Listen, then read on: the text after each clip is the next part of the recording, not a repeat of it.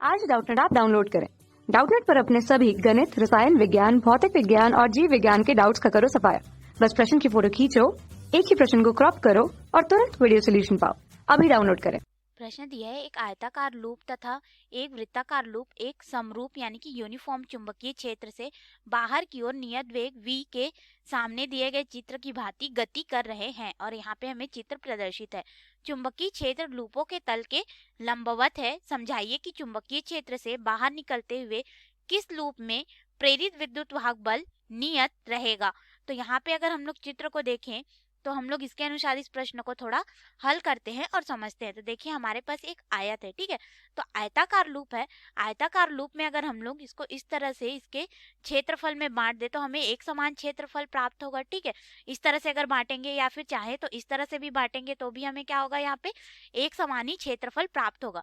परंतु अगर हम लोग यहाँ पे वृत्त की बात करें तो वृत्त को अगर हम लोग यहाँ पे बांटेंगे तो इसकी जीवा अलग अलग होगी। जैसे कि इस तरह से बांटेंगे तो इसकी जीवा अलग है, यहाँ पे बांटेंगे तो इसकी जीवा अलग है। केंद्र पर जो हमें प्राप्त होगा, जिस जीवा को हम लोग व्यास कहते हैं, जो कि सबसे बड़ी जीवा होती है, उसका मान अलग होगा, ठीक है।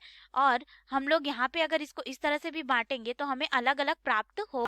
तो यहाँ पे क्या हो रहा है कि क्षेत्रफल जो है वो अलग होते जा रहा है, यानी कि आयताकार लूप का जो चुंबकीय क्षेत्र होगा वो बाहर नियत वेग v से गति कर रहा है, ठीक है।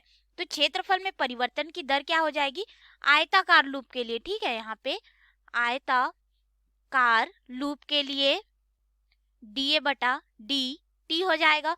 और हम लोग जानते हैं कि जो विद्युत वाहक बल होता है इसको हम लोग E से दर्शाते हैं। ये हो जाता है ऋण d फाई b बटे यहाँ पे dt।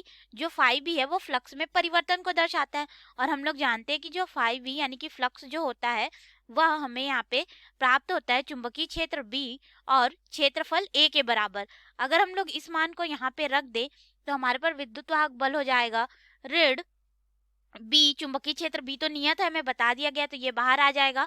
क्या हो जाएगा यहाँ पे क्षेत्रफल d a बटे dt, यानी कि क्षेत्रफल परिवर्तन के समय के साथ परिवर्तित होगा। परंतु हम लोग यहाँ पे देखें तो आयताकार लूप के लिए जो क्षेत्रफल में परिवर्तन की दर है वो क्या है, नियत है। हमने अभी अभी देखा, क्योंकि हम लोग चाहे इसको इस तरह से भाग में बांट दे या फिर इस तरह से लंबवत या फिर हम लोग इसको क्षैतिज जिस तरह से बांटे तो हमें यहाँ पे क्या प्राप्त होगा, जो क्षेत्रफल है वो नियत प्राप्त होगा। परंतु वृत्त में क्या होगा कि उसके यहाँ पे जीवा के अनुसार उसका क्षेत्रफल जो है परिवर्तित होगा, जिसके वजह से जो विद्युत वाहक बल परिवर्ती प्राप्त होगा वो किसमें प्राप्त होगा, वृत्त में प्राप्त होगा, ठीक है। यानी कि विद्युत वाहक बल का मान क्या हो जाएगा, इसमें परिवर्तित प्राप्त होगा हमें इसके क्षेत्रफल के परिवर्तन के साथ। लेकिन हमें बोला जा रहा है कि चुंबकीय क्षेत्र लूपों के तल के लंबवत है, तो चुंबकीय क्षेत्र से बाहर निकलते हुए लूप में प्रेरित विद्युत वाहक बल नियत किस में रहेगा बोल के, तो नियत यहाँ पे किस में रहेगा, आयताकार लूप में रहेगा, क्योंकि यहाँ पे क्षेत्रफल जो है वह क्षेत्रफल में परिवर्तन वो कैसा है, नियत है, ठीक है। और यहाँ पे अगर क्षेत्रफल ही नियत हो जाएगा तो फ्लक्स में परिवर्तन भी नहीं होगा, तो हमारा विद्युत वाहक बल भी क्या हो जाएगा, यहाँ पे नियत हो जाएगा। इसीलिए जो यहाँ पे आयताकार लूप है उस पर विद्युत वाहक बल का मान नियत होगा। तो ये रहा हमारे प्रश्न का उत्तर जो कि हमसे पूछा गया था। धन्यवाद।